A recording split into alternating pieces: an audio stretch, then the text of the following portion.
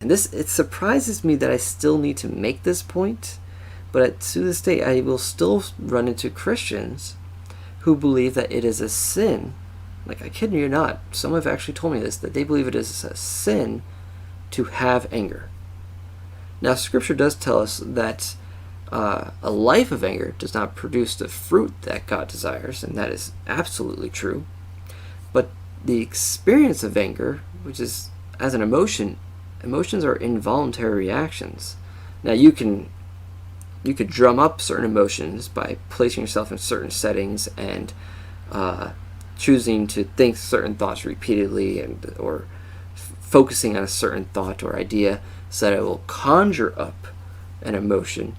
That is possible. But for the most part, emotions are reactions to other experiences, whether they're internal experiences or external. And so they're largely involuntary. So the anger itself is not the sin, but what you do with it is very important. Just like any other emotion, any other desire or urge, physiological or otherwise, the experience itself, not the sin, but what you do with it can be a sin. Now, this means that not every action motivated by anger is sin either, because God gave us anger for a reason. It is to empower you to deal with a threat. And there are legitimate threats out there to yourself, which God gave you yourself. He wants you to defend it. There are times you need to defend yourself. And there's times you just trust Him to defend yourself.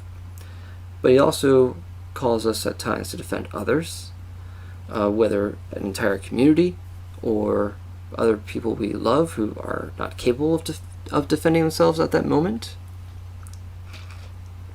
So it empowers you.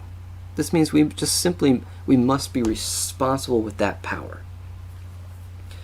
And then as we continue in verse 26, do not let the sun go down while you are still angry.